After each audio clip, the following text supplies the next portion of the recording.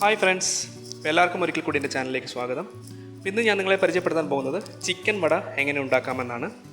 അതിനാവശ്യമായിട്ടുള്ള സാധനങ്ങൾ എന്തൊക്കെയാണെന്ന് നമുക്കൊന്ന് നോക്കാം. ഇവിടെ ഞാൻ എടുത്തിട്ടുള്ളത് ഒരു ബൗള് ബോൺലെസ് ചിക്കൻ നന്നായിട്ട് മിക്സ് ചെയ്തെടുത്തിട്ടുണ്ട്. അതിനോടൊപ്പം തന്നെ ഒരു 2 ടീസ്പൂൺ ജിഞ്ചർ ഗാർലിക് പേസ്റ്റ് എടുത്തിട്ടുണ്ട്. ഒരു 1/4 ടീസ്പൂൺ മഞ്ഞൾപ്പൊടി, 1 ടീസ്പൂൺ മുളക് പൊടി, 1.5 ടീസ്പൂൺ മല്ലിപ്പൊടി, ആവശ്യത്തിന് ഗരം മസാലയും ഉപ്പും എടുത്തിട്ടുണ്ട്. ഇതെങ്ങനെയാണ് ഉണ്ടാക്കുന്നതെന്ന് നമുക്കൊന്ന് നോക്കാം. അപ്പോൾ നമുക്കൊരു ബൗളിലേക്ക് നമ്മൾ മിക്സ് ചെയ്ത് വെച്ചിരുന്ന ചിക്കൻ ഇട്ട് കൊടുക്കുക. അതിലേക്ക് നമുക്ക് ജിഞ്ചർ ഗാർലിക് പേസ്റ്റ് ആദ്യം ആഡ് ചെയ്ത് കൊടുക്കാം. അതിനോടൊപ്പം തന്നെ നമ്മുടെ മസാലകൾ എല്ലാം അതിനോടൊപ്പം തന്നെ ആഡ് ചെയ്ത് കൊടുക്കാം. മഞ്ഞൾപ്പൊടി, മുളക് പൊടി, മല്ലിപ്പൊടി, അതിനോടൊപ്പം തന്നെ ഗരം മസാലയും കൂടെ ആഡ് ചെയ്യാം. അതിനോടൊപ്പം തന്നെ ഇത്തിരി എരിവൊക്കെ ആവശ്യമുള്ളവരാണെങ്കിൽ 1 ടീസ്പൂൺ കുരുമുളക് പൊടിയും കൂടെ ആഡ് ചെയ്ത് കൊടുക്കാം. ആവശ്യത്തിന് ഉപ്പും കൂടെ ചേർത്ത് കൊടുത്ത് നമുക്കിതിനെ നന്നായിട്ടൊന്ന് കുഴച്ച് എടുക്കാം. മസാലയൊക്കെ നന്നായിട്ടൊന്ന് മിക്സ് ആകത്തക്ക രീതിയിൽ ഇതിനെ ഒന്ന് കുഴച്ചെടുക്കാം.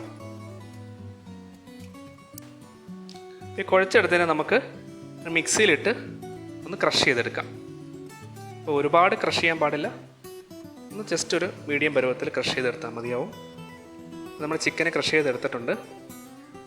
ഏകദേശം ഈ ഒരു കൺസിസ്റ്റൻസിയിൽ ക്രഷ് ചെയ്തെടുക്കുക.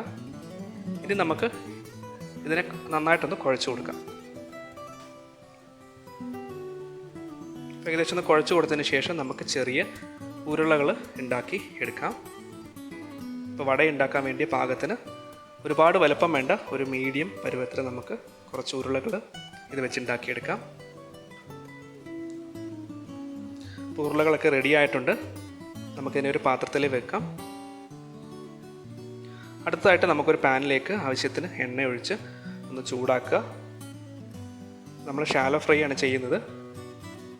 ഇപ്പോൾ എണ്ണ ചൂടായതിനു ശേഷം നമ്മൾ ഉരുട്ടി വെച്ചിരുന്ന ചിക്കനെ ഇതുപോലെ വടയുടെ ഷേപ്പിൽ ജസ്റ്റ് കൈ കൊണ്ടൊന്ന് പരത്തിയിട്ട് ഇതിലേക്ക് ഇട്ട് കൊടുക്കുക.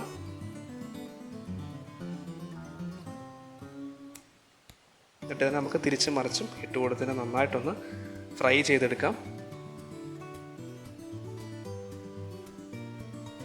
ചിക്കൻ ഒന്ന് നന്നായിട്ട് വേകുന്ന വരെ നമുക്കിതിനെ ഫ്രൈ ചെയ്തെടുക്കേണ്ടതായിട്ടുണ്ട്. ഒരു ഗോൾഡൻ ബ്രൗൺ ഒക്കെ ആകുമ്പോൾ റെഡിയാകും.